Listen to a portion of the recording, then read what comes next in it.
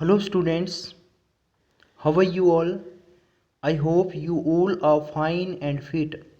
Students, today I'm going to teach you tense.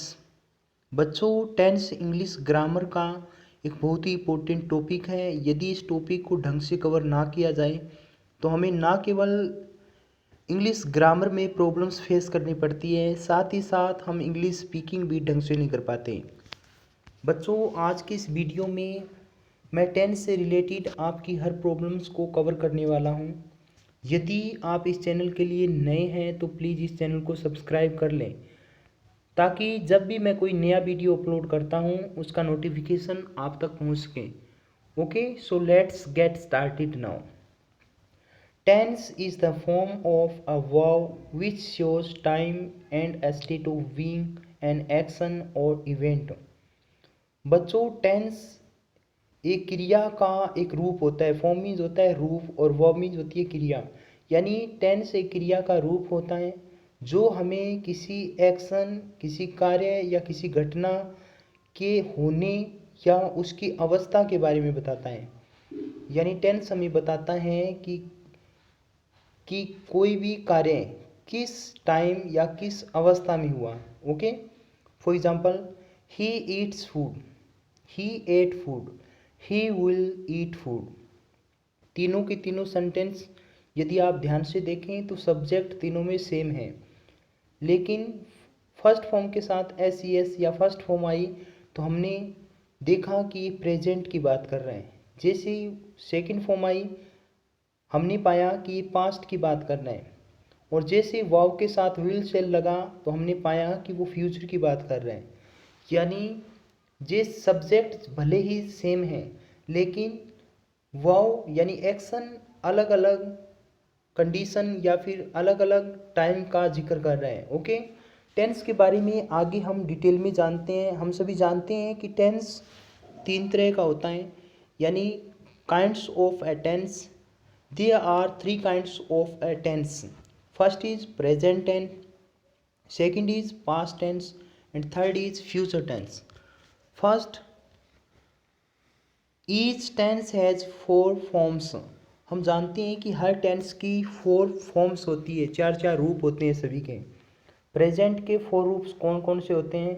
Present indefinite tense, present continuous tense, present perfect tense, present perfect continuous tense. Okay, now next is past. Past tense, past indefinite tense, past continuous tense, past perfect tense, past perfect continuous tense, and last is future tense। इसकी four forms कौन कौन सी हो सकती हैं? Future indefinite tense, future continuous tense, future perfect tense, future perfect continuous tense. बच्चों, इन तीनों टेंसेस में हमने पाया कि indefinite, continuous, perfect, perfect continuous, ये वर्ड्स एज इट इज पड़े रहे, यानी ये सेम थे सभी में। लेकिन बदला क्या? सभी के आगे वाले वर्ड्स चेंज हो गए। जैसे प्रेजेंट की बात करें तो प्रेजेंट आ गया सभी में आगे, पास्ट की बात कर रहे थे तो पास्ट आ गया, और फ्यूचर की बात कर रहे हैं तो फ्यूचर आ गया। ओके, अब प्रेजेंट के बारे में और डिटेल में जान लेते हैं। Present tense refer to the present time. Present tense जो है वर्तमान समय के बारे में बताता है। ही ईट्स फूड, वह भोजन खाता है। Ram is playing cricket, Ram cricket खेल रहा है। I have done my homework, मैंने अपना गृह कार्य कर लिया है। He has been living here since 1980, वह 1980 से यहाँ रह रहा है।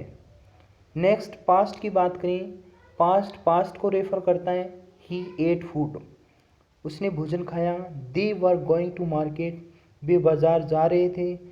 ही हैड टेकन टी, उसने चाय ली थी। My father had been working in that company for 3 years, 3 सालों से मेरे पिताजी उस कंपनी में काम कर रहे थे। Next is future. Future tense refers to the future time, यानी ये फ्यूचर टाइम को रेफर करता है, भविष्य के बारे में बताता है। ही विल ईट फूड, वो भोजन खाएगा।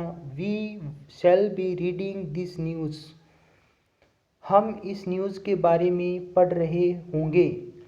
ही will have return from Surat, वो सूरत से लौट चुका होगा। Rita will have been eating burger for 15 minutes. Rita 15 minute से बर्गर खा रही होगी। बच्चों, हमने पाया एक एक सेंटेंस इंडेफिनाइट, कंटिन्यूस और परफेक्ट कंटिन्यूस टेंस का मैंने लिया ताकि आप इसे ध्यान से समझ सकें। अब बात करेंगे हम प्रेजेंट के इंडेफिनाइट टेंस, जिसे हम सिंपल टेंस के नाम से भी जानते हैं। First of all, we all know present tense. How to identify this tense. हम सभी जानते हैं कि इस टेंस को पहचाना कैसे जाता है। यानी हिंदी के जिन वाक्यों के अंत में ता है, ती है, ते है, ते हैं, ता हूँ, ती हूँ, ते हूँ आदि इस तरह के वर्ड्स हमें मिलते हैं तो प्रेजेंट इंडेफिनाइट टेंस का वाक्य है। बच्चों, टेंस को कवर करने से पहले हमें इन सब्जेक्ट्स के बारे में अच्छे से ध्यान होना चाहिए, यानी ये हमें आने चाहिए। हम जानते हैं सब्जेक्ट दो तरह के होते हैं, एक होता है सिंगुलर और एक होता है प्लूरल। सिंगुलर में हमारा आता है he, she, it, name of a person, place और अ थिंग, यानी एक पर्सन, एक प्लेस और एक थिंग का नाम। दिस, दैट प्लस नाउन और आई, ये हमारे सिंगुलर में काउंट किए जाते हैं। ओके। प्लूरल में they, we, you, more than one name, person, place और थिंग, यानी किसी व्यक्ति, वस्तु, स्थान का नाम यदि एक से ज़्यादा है तो वो हमारा प्लूरल है। दीज और दोज प्लस कोई नाउन, तो ये प्लूरल सब्जेक्ट में काउंट किए जाते हैं। एक बार फिर से इन्हें डिटेल में जानते हैं। सबसे पहले हमें पता होना चाहिए सब्जेक्ट कि कौन से प्रोनाउंस सब्जेक्ट की तरह यूज़ किए जाते हैं, कौन से प्रोनाउंस पॉजेसिव की तरह यूज किए जाते हैं और कौन से प्रोनाउंस ऑब्जेक्ट की तरह ट्रीट किए जाते हैं। तो सबसे पहले सब्जेक्ट में आते हैं हमारे I, we, you, he, she, it, they, name, यानी यदि हम बात करें कि नाम यदि एक है तो वो सिंगुलर है। ओके। मोर देन वन नेम, यदि नाम एक से ज़्यादा भी तो आ सकते हैं सेंटेंस में, तो वो हमारे प्लूरल सब्जेक्ट हैं, यानी ये सारे सब्जेक्ट हैं। इसके पॉजेसिव क्या हो सकते हैं, जैसे आई का माय, वी का आर, यू का योर, ही का हिज, सी का हर, इट का इट्स, दे का देयर। और नेम यदि किसी पुरुष का है तो हिज, यदि किसी स्त्री का है तो हर। ऑब्जेक्ट की बात करें, आई का ऑब्जेक्ट मी, वी का ऑब्जेक्ट अस, यू का ऑब्जेक्ट यू रहता है, ही का ऑब्जेक्ट हिम और शी का ऑब्जेक्ट हर। हर पॉजेसिव और ऑब्जेक्ट केस में सेम रहता है। इट सब्जेक्ट में और ऑब्जेक्ट में सेम रहता है। दे सब्जेक्ट, और जब इसका ऑब्जेक्ट की बात करते हैं तो इसका ऑब्जेक्ट होता है देम। नेम यदि किसी पुरुष का है तो हिम और किसी स्त्री का है तो हर। नेम एक से ज़्यादा है तो पॉजेसिव की बात करें तो देयर और ऑब्जेक्ट की बात करेंगे तो them. Okay student, I hope you all have understood. बच्चों, अब हम आगे बढ़ते हैं। सबसे पहले बात करेंगे अफर्मेटिव सेंटेंस की। अफर्मेटिव सेंटेंस में होता क्या है, हमें सबसे पहले सब्जेक्ट और उसके बाद वर्ब की फर्स्ट फॉर्म के साथ एस ऑब्जेक्ट और फुल स्टॉप लगाना होता है। यानी हमें सबसे पहले सब्जेक्ट को लिखना है, फिर वर्ब को लिखना है, फिर ऑब्जेक्ट को लिखना है। कुछ एग्जांपल्स लेते हैं, हम ध्यान से समझ जाएंगे। सबसे पहले तो हमें पता होना चाहिए कि सब्जेक्ट यदि हमारा किसके साथ हम वर्ब की फर्स्ट फॉर्म लगाएं, किस सब्जेक्ट के साथ हम डज लगाएं, किस सब्जेक्ट के साथ हम एस या ई एस लगाएं, ये सारी चीज़ें हमें कवर होनी चाहिए। सबसे पहले हम जानते हैं कि यदि वर्ब की फर्स्ट फॉर्म के साथ एस या ई एस हमें अफर्मेटिव सेंटेंस में लगानी है तो वो सब्जेक्ट होंगे, यानी वो सब्जेक्ट हमारे हो सकते हैं he, she, it, name, this, that plus कोई नाउन। यानी सब्जेक्ट यदि हमारा सिंगुलर है आई को छोड़कर, तो हम उस वर्ब के साथ यानी उस सब्जेक्ट के साथ हम एस ई एस का यूज़ करते हैं अफर्मेटिव सेंटेंस में। ओके। और जब नेगेटिव सेंटेंस की बात करेंगे तो डज लगेगा। लेकिन जब हम बात करते हैं I, you, we, they, more than one name, these, those plus किसी नाउन की बात करते हैं तो वर्ब की फर्स्ट फॉर्म लगेगी और नोट वाला सेंटेंस यानी नेगेटिव सेंटेंस या इंटेरोगेटिव सेंटेंस की बात करेंगे तो डू नॉट लगेगा। ओके, आगे बढ़ते हैं। यहाँ कुछ सेंटेंसेस मैंने लिए हैं। सबसे पहले सब्जेक्ट, सब्जेक्ट को मैंने ब्लू रखा है। वाव, वाव को मैंने रेड किया हुआ है। ऑब्जेक्ट, ऑब्जेक्ट को मैंने ब्लैक रखा है। ओके बच्चों, सबसे पहले तो जैसे सेंटेंस है उसी तरह की मैंने इंग्लिश लिखी है। हम स्कूल जाते हैं, हमको वी कहते हैं, स्कूल को स्कूल कहते हैं, गो को यानी जाने को गो कहते हैं। मैंने एज इट इज़ लिखा जैसे सेंटेंस था, लेकिन हमें सेंटेंस बनाते टाइम ऐसा नहीं करना।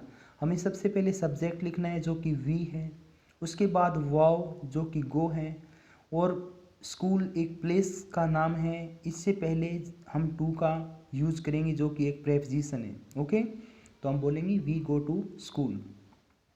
वे खाना खाते हैं, सबसे पहले मैंने हाईलाइट किया हुआ है दे को, यानी दे और वे दोनों सब्जेक्ट हैं। खाना को मैंने बीच में रखा है फूड, और खाते हैं ईट, ये हमारी वर्ब है। यानी जैसा सेंटेंस दिखाई दे रहा है वैसा ही मैंने नीचे लिखा हुआ है उसका। ओके, लेकिन लिखना कैसे है आपको, सब्जेक्ट वर्ब और ऑब्जेक्ट की तरह। तो हम सबसे पहले दे, फिर वर्ब ईट, और फिर food, they eat food. Okay, third sentence is Ram गाना गाता है। मैंने सबसे पहले राम, गाना को ए सॉन्ग, गाता है जो कि वर्ब है सिंग, एज इट इज लिखा। लेकिन जब चेंज करेंगे तो हम लिखेंगे Ram sings a song. Ram एक सिंगुलर सब्जेक्ट है और इसके साथ एस ई एस लगाना कंपलसरी है, वर्ब के साथ एस ई एस लगाएंगे। ओके, नेक्स्ट सेंटेंस, मैं घंटी बजाता हूँ। सबसे पहले तो मैं यानी आई, घंटी यानी बेल, बजाता हूँ रिंग। अब आप इसे ट्रांसलेट करेंगे सब्जेक्ट वर्ब ऑब्जेक्ट की तरह, I ring the bell. Next sentence is वह कक्षा में शोर मचाती है। सबसे पहले तो यहाँ देखिए सेंटेंस में ही लगा हुआ है जो कि गलत है, आप यहाँ सी लगाएंगे। ओके, सी, और उसके बाद इन द क्लास, कक्षा में, नॉइज शोर, और मचाती है यानी मेक। बच्चों बाय मिस्टेक यानी प्रिंट से हम यहाँ ही लिख चुके हैं, लेकिन यहाँ ही नहीं बल्कि सी का यूज़ किया जाएगा। ओके, सी भी एक सिंगुलर सब्जेक्ट है और वर्ब के साथ एस ई एस आना कंपलसरी है। She makes a noise in the class. आप ऊपर की फॉर्मेशन से इस सेंटेंस को बना सकते हैं। आगे बढ़ते हैं। सेंटेंस नंबर 6, मोनू और सोनू बातें करते हैं। मोनू और सोनू सब्जेक्ट हैं, बातें करते हैं ऑब्जेक्ट इस सेंटेंस में नहीं है। सेंटेंस जैसा है वैसे पहले लिखा हुआ है, सोनू एंड मोनू टॉक। अब हमें वाव और सब्जेक्ट वाव ऑब्जेक्ट की तरह डालेंगे तो भी same, Monu and Sonu talk. Talk means होता है बातें करते हैं। ओके, वह पुस्तक पढ़ता है। हमारा सब्जेक्ट है ही एक सिंगुलर सब्जेक्ट है, और पुस्तक, पुस्तक को बुक, और पढ़ता है रीड। अब हम इसे चेंज करेंगे, he reads book. Okay, reads यानी रीड के साथ एस क्यों लगा, क्योंकि सब्जेक्ट हमारा ही सिंगुलर है। नेक्स्ट सेंटेंस, यह घोड़ा तेज दौड़ता है। बच्चों यह घोड़ा यानी यह को हम दिस बोलते हैं और घोड़ा एक नाउन है, यानी दिस दैट के बाद यदि कोई नाउन गिवन है तो उन दोनों को साथ लिख के हम सब्जेक्ट बनाते हैं, जैसे this horse, this cat, this chair, इस तरह से। ओके, सब्जेक्ट है हमारा दिस हॉर्स, तेज को फास्ट, और दौड़ता है रन। लेकिन जब चेंज करेंगे तो हमें सब्जेक्ट सबसे पहले दिस हॉर्स, फिर वाव रन्स, और ऑब्जेक्ट है, ऑब्जेक्ट है ही नहीं हमारा, एडवर्ब दिया हुआ है फास्ट। ओके, नेक्स्ट, तुम नदी में तैरते हो। तुम यानी यू, नदी में यानी इन द रिवर, तैरते हो स्विम। ये सेंटेंस ऐसे नहीं लिखना, हमें सब्जेक्ट वर्ब ऑब्जेक्ट की तरह, you swim in the river. Next sentence, अध्यापक कक्षा में पढ़ाता है। टीचर यानी अध्यापक, कक्षा में इन द क्लास, पढ़ाता है टीच। लेकिन बच्चों ऐसे ट्रांसलेशन नहीं करनी, आपको ऊपर वाला फॉर्मेशन देखना है। सबसे पहले टीचर, टीचर एक है तो वर्ब के साथ एस ई एस लगना कंपलसरी है, टीच के साथ E S, teaches in the class. Okay, next हम बात करें नेगेटिव सेंटेंसेस की। फॉर्मेशन की बात करें, सबसे पहले सब्जेक्ट, फिर डू डज और फिर नॉट, फिर वर्ब की फर्स्ट फॉर्म, ऑब्जेक्ट और फुल स्टॉप। सबसे पहले आपको क्या रखना है, सब्जेक्ट और फिर डू और डज। हम जानते हैं कि डू लगेगा आई, यू, वी, दे और एक से ज़्यादा यदि सब्जेक्ट दिए हुए हैं, यानी एक से ज़्यादा किसी का नाम दिया हुआ है तो वो प्लूरल सब्जेक्ट होता है और उसके साथ डू लगाना है। आई एक सिंगुलर है लेकिन डू लगेगा। ओके, बाकी singular subject he, she, it या किसी का एक नाम है तो हम डज का यूज़ करते हैं और उनके साथ नोट लगाना है। ओके, सबसे पहले हम स्कूल नहीं जाते हैं, हम सब्जेक्ट है वी। अब डू डज में से एक लगाना है तो वी एक प्लूरल है तो डू नॉट यूज़ करेंगे। वर्ब है जाना, गो। स्कूल एक प्लेस है तो to, we do not go to school. Okay, next is वे खाना नहीं खाते हैं, दे सब्जेक्ट है हमारा, दे के साथ डू लगेगा क्योंकि प्लूरल सब्जेक्ट है, they do not eat food. Okay, next sentence is Ram गाना नहीं गाता है, राम एक सिंगुलर सब्जेक्ट है। अब हम डू नहीं बल्कि डज लगाएंगे, डज नॉट। गाता है वर्ब है sing a song. Okay, next sentence मैं घंटी नहीं बजाता हूँ, आई सब्जेक्ट है, आई सिंगुलर होते हुए भी इसके साथ डू नॉट लगता है। आप इसे ना भूलें, अपने दिमाग में रखें, I do not ring the bell. Okay, next sentence is वह कक्षा में शोर नहीं मचाती है। सेंटेंस में सब्जेक्ट हमारा ही नहीं बल्कि सी होगा, she does not make a noise in the class. यहाँ सब्जेक्ट हमारा सी रहेगा, बाय मिस्टेक यहाँ ही लिखा गया है। ओके, आगे बढ़ते हैं बच्चों। सेंटेंस नंबर 6, मोनू और सोनू ये हमारा सब्जेक्ट है, फिर डू डज में से एक लगाना है। अब नाम एक से ज़्यादा है तो डू नॉट, और वर्ब है टॉक, ऑब्जेक्ट हमें गिवन नहीं है। नेक्स्ट सेंटेंस वह पुस्तक नहीं पढ़ता है, he does not read the book. Next sentence यह घोड़ा तेज नहीं दौड़ता है, दैट हॉर्स ये सब्जेक्ट हुआ, डज नॉट लगेगा क्योंकि एक घोड़ा है, रन फास्ट। नेक्स्ट सेंटेंस तुम नदी में नहीं तैरते हो, you do not swim in the river. Next sentence अध्यापक कक्षा में नहीं पढ़ाता है, teacher does not teach in the class. Subject teacher है, टीचर एक सिंगुलर सब्जेक्ट है इसलिए डज नॉट, टीच वर्ब है, इन द क्लास हमारा ऑब्जेक्ट है। अब बात करते हैं इंटेरोगेटिव सेंटेंस के। बच्चों हम सभी जानते हैं कि इंटेरोगेटिव सेंटेंस दो तरह के होते हैं। एक तो ऐसे सेंटेंस जो क्या से शुरू होते हैं, यानी आंसर में हमें यस या नो देना पड़ता है, लेकिन कुछ सेंटेंसेस ऐसे होते हैं, यानी इंटेरोगेटिव सेंटेंस कुछ इस तरह के होते हैं उसमें हमें पूरा आंसर देना पड़ता है। यदि सेंटेंस के शुरू में क्या लगाएं तो हम डू डज का यूज़ करेंगे।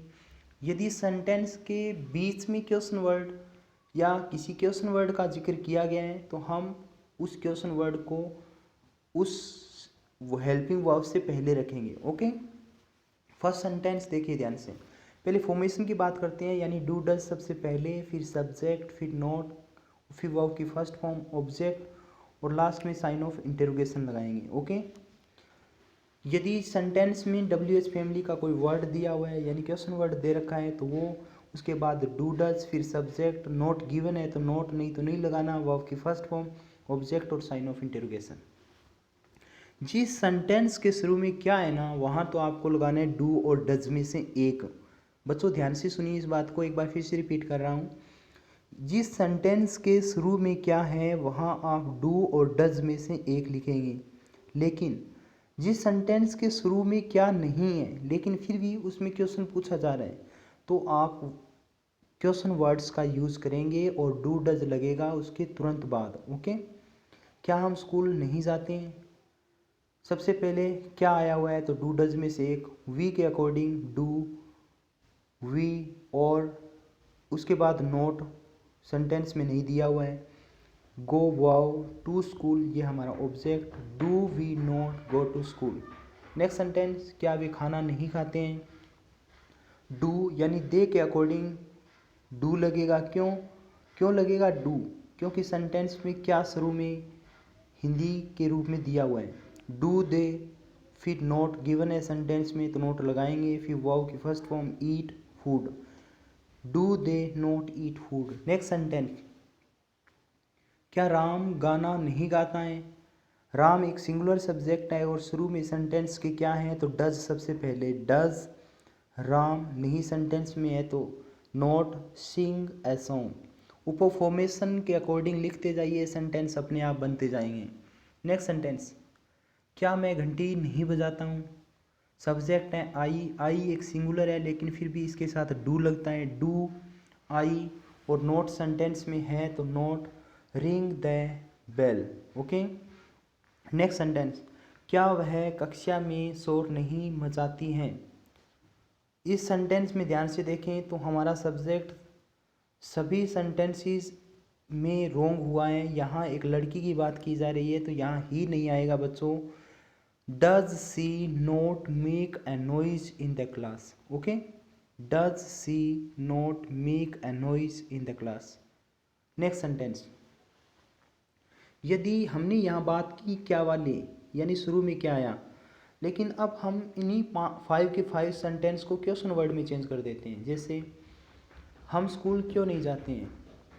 सबसे पहले अब ध्यान से देखिए क्या नहीं आया किसी भी सेंटेंस में, इसलिए सबसे पहले क्यों की अंग्रेजी आपको लिखनी है। क्यों को कहते हैं वाई, और सब्जेक्ट है हमारा वी, तो वाई के बाद डू डज में से एक आप लिखेंगे डू, वाई डू। फिर सब्जेक्ट वी, नोट सेंटेंस में गिवन है तो लिखना है not go to school, why do we not go to school. Okay. Next, आगे वाले सेंटेंस में कब की इंग्लिश सबसे पहले व्हेन, फिर दे के अकॉर्डिंग डू डज एक यानी डू लगेगा, when do they eat food. Next sentence is Ram गाना कैसे नहीं गाता है। राम गाना कैसे नहीं गाता है। हाउ यानी कैसे, डज राम के अकॉर्डिंग डज लगा क्योंकि राम एक सिंगुलर सब्जेक्ट है, not sing a song. Next sentence, मैं कितना पानी पीता हूँ। हाउ मच वाटर, कितना पानी, डू आई ड्रिंक, मैं पीता हूँ। हाउ मच एक ऐसा वर्ड है जिसके साथ ऑब्जेक्टिव पार्ट्स हम अक्सर लेते हैं। ओके, तो इस सेंटेंस में आप ध्यान रखेंगे how much water do I drink. Next, वह कक्षा में शोर किस लिए मचाती हैं। यहाँ भी सब्जेक्ट हमारा सी है, बाय मिस्टेक यहाँ भी ही लिखा गया है, सॉरी स्टूडेंट्स। यानी किस लिए के लिए यूज़ करते हैं हम, फॉर वॉट। फिर हमें हेल्पिंग वर्ब देनी है does she make a noise in the class. Okay, for what does she make a noise in the class. Next sentence is 6 number sentence की बात करें, क्या मोनू और सोनू बातें नहीं करते हैं। सबसे पहले देखिए सेंटेंस में क्या दिया हुआ है। अब आप भूल के भी वोट का यूज़ नहीं करेंगे। जिस टेंस की बात की जा रही है उस टेंस की हेल्पिंग वर्ब शुरू में रख देते हैं यदि किसी सेंटेंस के शुरू में क्या आ रहा है। हर सेंटेंस में डू डज नहीं लगेगा बच्चों। यदि पास्ट का टेंस है तो पास्ट की हेल्पिंग वर्ब ही लगेगी क्या के लिए। ओके, तो क्या के लिए हम लगाएंगे सोनू और मोनू। सब्जेक्ट हमारा प्लूरल है तो do Sonu Monu and Sonu not talk. Next sentence, क्या वह पुस्तक नहीं पढ़ता है। Does he not read book. Next sentence, क्या यह घोड़ा तेज नहीं दौड़ता है। Does this horse not run fast. क्या तुम नदी में नहीं तैरते हो। Do you not swim in the river. क्या अध्यापक कक्षा में नहीं पढ़ाता है। Does teacher not teach in the class. Okay, अब शुरू में हमने क्या देखा, लेकिन अब मैं इन सभी को क्वेश्चन वर्ड में चेंज कर देता हूँ। मोनू और सोनू बातें क्यों नहीं करते हैं। अब देखिए क्यों आया हुआ है, तो क्वेश्चन वर्ड सबसे पहले वाई। सब्जेक्ट हमारा प्लूरल है क्योंकि दो व्यक्ति है मोनू और सोनू, तो do. Why do Monu and Sonu not talk. No दिया हुआ है तो फॉर्मेशन के अकॉर्डिंग नोट लगेगा। वह पुस्तक में क्या पढ़ता है। सबसे पहले बीच में क्या दिया हुआ है स्टूडेंट, शुरू में क्या आता तो डू डज में से एक लगाते, लेकिन बीच में है तो वॉट लगेगा। वॉट डज ही सब्जेक्ट है हमारा, read in the book, what does he read in the book. बच्चों फॉर्मेशन ऊपर दी हुई है, आप फॉर्मेशन के अकॉर्डिंग सेंटेंस बनाएं तो आपका सेंटेंस बिल्कुल करेक्ट बनेगा। यह घोड़ा तेज कहाँ नहीं दौड़ता है। सबसे पहले कहाँ, वेयर, डस यानी एक घोड़ा है, this horse not run fast, where does this horse not run fast. Okay, next sentence is तुम नदी में कैसे नहीं तैरते हो, मीन्स कोई कंडीशन दी हुई है तो सबसे पहले कैसे, हाउ, यू के according do, how do you not given a sentence में, swim in the river. Next sentence is अध्यापक कक्षा में कितनी देर पढ़ाता है, कितनी देर के लिए हम यूज करते हैं हाउ लॉन्ग या हाउ ऑफन। सबसे पहले क्वेश्चन वर्ड हाउ लॉन्ग, फिर हेल्पिंग वर्ब टीचर एक हैं तो डज, फिर subject the teacher teach in the class. Okay, how long does the teacher teach in the class. Next बच्चों यहाँ मैं कुछ सेंटेंसेस आपको दे रहा हूँ, यदि आपने इस वीडियो को ध्यान से देखा है तो मुझे लगता है कि आप इन सभी सेंटेंस को इंग्लिश में ट्रांसलेट कर सकते हैं। इन सेंटेंस को आप एक एक करके पढ़ेंगे और ऊपर जो फॉर्मेशन मैंने आपको बताई थी उस फॉर्मेशन के अकॉर्डिंग सेंटेंस को आप लिखते जाएंगे और आपका सेंटेंस बनता जाएगा। एक बार मैं इन सभी सेंटेंस की हिंदी दोहरा देता हूँ, आप इन्हें अच्छे से सुने। वह एक पत्र लिखता है, वर्ब है लिखना, सब्जेक्ट है ही। बच्चे मैदान में खेलते हैं, सब्जेक्ट है चाइल्ड, बच्चे एक से ज़्यादा है चिल्ड्रन, और मैदान को ग्राउंड पीछे लिखा हुआ है और प्ले वर्ब यहाँ गिवन है। सूर्य प्रकाश देता है, सूरज यानी सन, और वह प्रकाश यानी लाइट, और देता है गिव। मैं चावल नहीं खाता हूँ, आई राइस, चावल हो गया हमारा राइस, और ईट खाना। वह गाय घास नहीं खाती है, घास को कहते हैं ग्रास। राम घंटी कभी नहीं बजाता है। बच्चों कभी नहीं के लिए नेवर का यूज़ करते हैं हम, आप भूल के भी do not does not use नहीं करेंगे। ओके, नेक्स्ट सेंटेंस, क्या तुम अंग्रेजी पढ़ते हो, पढ़ना वर्ब है टीच। क्या रीना गीत गाती है, रीना REENA, रीना, और वर्ब है गाना, और गीत हमारा ऑब्जेक्ट है। क्या सूरज पूर्व में निकलता है, निकलना यानी राइज, पूर्व यानी ईस्ट, इन द ईस्ट। क्या वह विद्यालय जाती है, विद्यालय को यानी स्कूल, जाना वर्ब है यहाँ गो। तुम सुबह नाश्ता कब लेते हो, नाश्ते को कहते हैं ब्रेकफास्ट, सुबह यानी इन द मॉर्निंग, बाकी आप अपने आप बनाएंगे। वर्षा कब नहीं होती है। बच्चों इस सेंटेंस में हमारा सब्जेक्ट ईट है। यदि आपने पीछे की वीडियो देखी है तो वहाँ भी मैंने इसको कवर किया है। तो आप इट यानी क्वेश्चन वर्ड सबसे पहले, फिर डू डज, फिर तीसरे नंबर पे इट लगेगी। और वर्षा होना ये वर्ब है, वर्षा होती है बेटा ये सब्जेक्ट नहीं, ये वर्ब है। नेक्स्ट सेंटेंस, मेरा भाई कभी भी झूठ नहीं बोलता है, कभी भी नहीं, आप डू नॉट और डज नॉट का यूज़ नहीं करेंगे, आप उनकी जगह नेवर लगाएंगे और फॉर्मेशन के अकॉर्डिंग सेंटेंस बना देना है। ओके, वो बाज़ार कैसे जाता है, वो के लिए ही लगाएंगे, और बाज़ार को बाज़ार भी कह सकते हैं और मार्केट भी कह सकते हैं, लेकिन क्वेश्चन वर्ड वाला है तो हाउ सबसे पहले, फिर डू डज में से एक, और ही थर्ड नंबर पे। आप सभी रोज़ कहाँ जाते हो, सबसे पहले तो आप सभी के लिए लगाएंगे यू ऑल, लेकिन यू ऑल से स्टार्ट नहीं होगा सेंटेंस क्योंकि क्वेश्चन वर्ड गिवन है। तो सबसे पहले क्वेश्चन वर्ड, फिर हेल्पिंग वर्ब, फिर सब्जेक्ट। बच्चों ये सेंटेंसेस आपको मैंने एक एक करके दिए हैं, आपको क्या करना है, इन सभी सेंटेंस की इंग्लिश बनाकर आपको कमेंट सेक्शन में डाल देनी है, जिससे मैं चेक कर लूँगा कि आपको ये सेंटेंसेस ढंग से समझ आए हैं या नहीं आए। यदि आपका कोई भी डाउट है, कन्फ्यूजन है, इस टेंस से रिलेटेड रह गया हो, आप कमेंट सेक्शन में जाके ज़रूर बताएं, क्योंकि जो भी कमियां रह जाती हैं मैं उन कमियों को आगे के किसी वीडियो में कवर करने की कोशिश करूँगा। बच्चों, thank you for watching. See you in the next video. Till then, bye bye. Have a wonderful day.